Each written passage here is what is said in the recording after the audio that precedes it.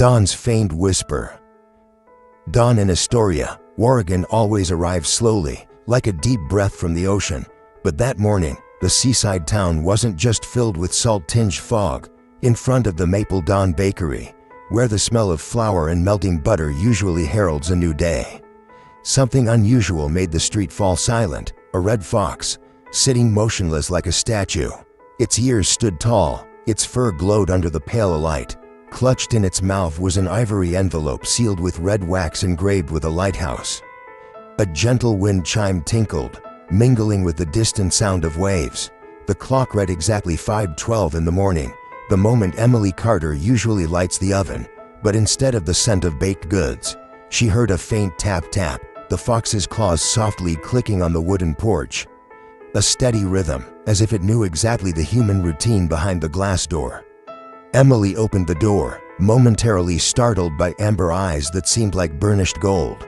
The animal didn't flinch. It tilted its head and placed the envelope down, as the red wax glinted in the sunrise. Her heart tightened. On the envelope, she recognized the familiar slanted handwriting as she tore it open. Noah, her brother, missing for exactly 5 years.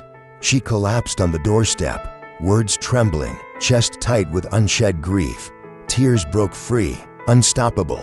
It wasn't just an envelope. It was a return from darkness, a lifeline from somewhere she believed gone forever. Emily sobbed, glanced up at the fox. It stood still, unwavering, its deep gaze seeming to urge her on.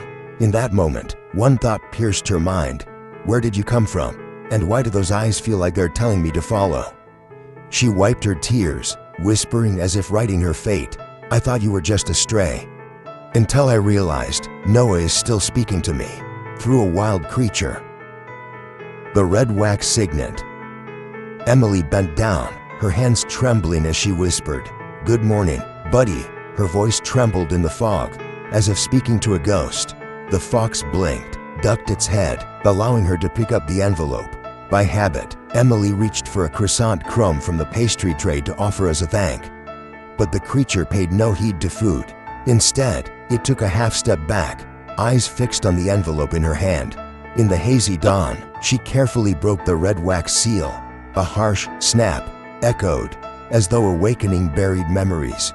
Inside was not a letter, but a tattered bakery receipt stained with dried blood. Folded with it was a small key etched hastily with the initials AM and at the bottom, in shaky but familiar handwriting, "If Dawn finds you, follow the fox, N." Emily froze. Memories flooded over her like a crashing wave. Noah used to leave his mark with red wax, pressing the image of the coxcomb lighthouse where he volunteered. He once said, "When Dawn finds you, it will show the way." The night he disappeared, that phrase shattered her, that promise she never fully understood. Now, the little key marked AM gleamed in her palm like proof that Noah left something behind. Between two worlds, she looked up, searching the fox's eyes. It stood a few paces away, slowly turning its head toward the mossy alley behind the bakery. Its form was graceful like drifting smoke, but each step it took was decisive, guiding her somehow. Every few paces, it stopped, looked back, those ember eyes drilled into hers. Waiting. Inside Emily, curiosity gave way to confusion, then softened into a strange sense of trust, a belief that this was no coincidence, a faith that Noah was still reaching out to her. Through signs, she inhaled deeply, clutched the key in her hand, and followed the fox's footprints into the thick mist beyond the bakery. The path through the mist. The fox led Emily through the alley behind the bakery, pausing often as if waiting for her. Its ember eyes glowed through the fog, making it impossible for her to stop. They crossed a small wooden bridge and a damp courtyard, where Emily spotted a torn, plaid scarf, exactly like the one Noah used to wear during his night shifts. Nearby, a pen cap engraved with the initials NC was wedged in a crack in the wall. Just above, a faint charcoal arrow pointing toward the maintenance tunnels. Each clue struck her like a cry from the past. She froze when she picked up an inspection badge, half buried in the dirt. It read Mason Reed, the same man who once had a heated argument with Noah about an old gas line. With every step forward, the eerie mystery was beginning to feel more like a heavy truth.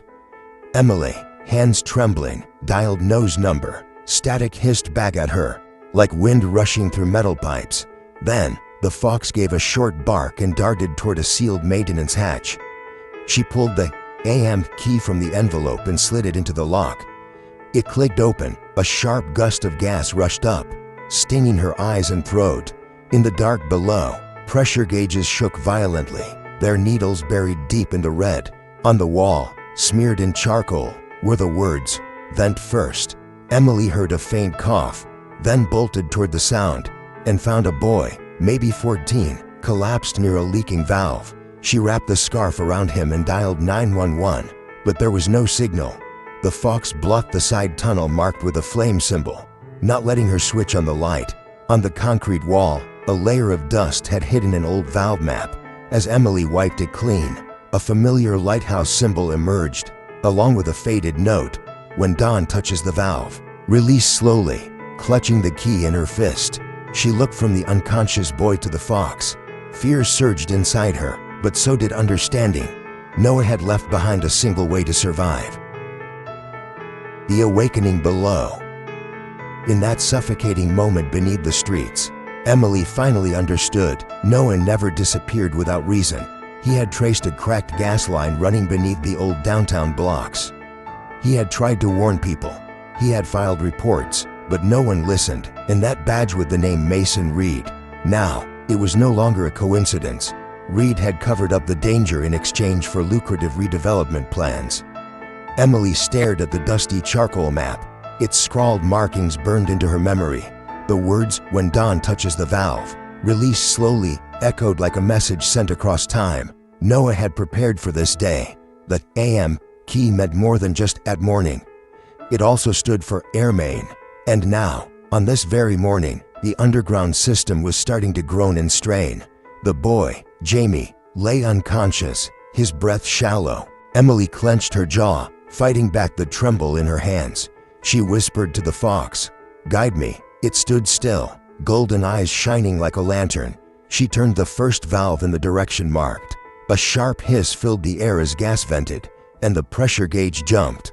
The force knocked her backward, her heart racing. Jamie stirred, chest rising faintly, but the leak indicator still glowed red. Not enough. Emily remembered Noah's words, "When dawn touches the valve." She looked through the grated ceiling above, where a narrow ray of light began to pierce the shadows.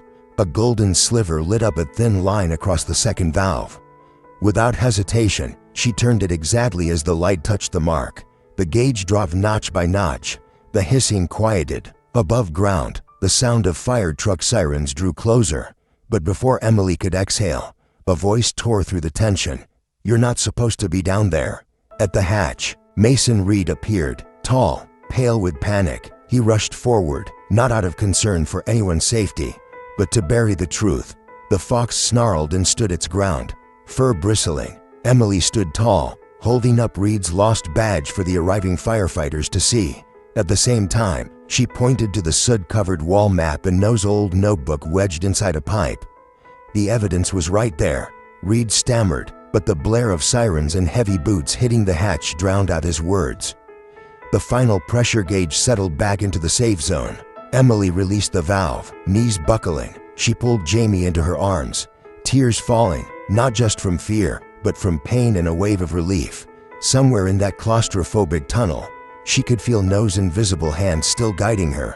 The fox stepped closer, gently pressing its nose against her trembling hand. In its eyes, she could almost hear Noah's final message, "You are not alone." In that moment, the fire truck's siren echoed from above. A flashlight beam swept across the darkness. Emily lifted her head, exhausted but unbroken. Noah had not died in vain. He was still saving lives. Through each clue, every scribbled note, and every breath of dawn. Dawn knows the way. As the sound of fire truck sirens echoed through the neighborhood, the fox quietly turned away. It walked slowly along the golden sunlight stretching across the damp ground. Never once looking back, Emily watched, her heart tightening. That fiery red figure faded into the mist, disappearing at the edge of the slope leading down to the bay. Only the soft echo of its footsteps and a trace of sea salt lingered in the air. Jamie was placed into the ambulance, his face pale, but his breathing steady. Emily held his hand tightly before the doors closed, promising him that once he recovered, he would have a home and a job at the Maple Dawn Bakery. In that promise, she heard Noah's voice, as if passing on a piece of the duty he had carried. The city quickly cordoned off the old quarter. News spread, and an emergency investigation was launched. Mason Reed was suspended from duty that very day. His eyes, when they took him away, were confused and furious, but powerless. Emily no longer felt anger. In her heart, only one thing remained clear: Noah's truth had finally been seen. That evening, the bakery was quieter than usual. Emily placed the red wax seal beside an old photograph of her brother. She tapped the wooden ladle against the oven counter. 3 short knocks, like the game they used to play when staying up all night baking together.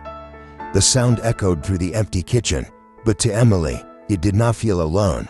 She sat quietly, staring through the fogged-up window. Outside, waves tapped gently beneath the pier, as if answering back. On the glass, the mist suddenly formed a triangle, the same symbol Noah used to draw to mark a safe point of light. Emily smiled softly through tears. In the drawer, she found a single fox hair cut in the edge of the red wax. She threaded it through the AM keychain and wore it around her neck.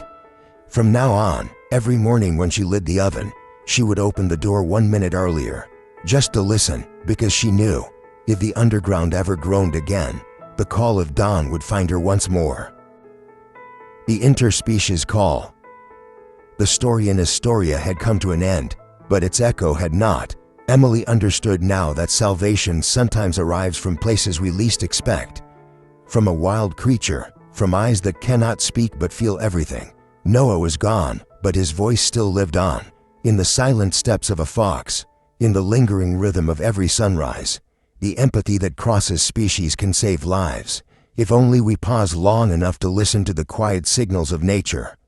In a world overwhelmed by noise and speed, sometimes the silence of an animal is the loudest reminder to treasure the fragile lifelines around us. The fox's final gaze before vanishing, the beam of sunlight striking the valve mark, the hissing gas going still, it all felt like a promise from the dawn, a promise that the connection between humans and the natural world has never truly been broken. As long as we are willing to listen,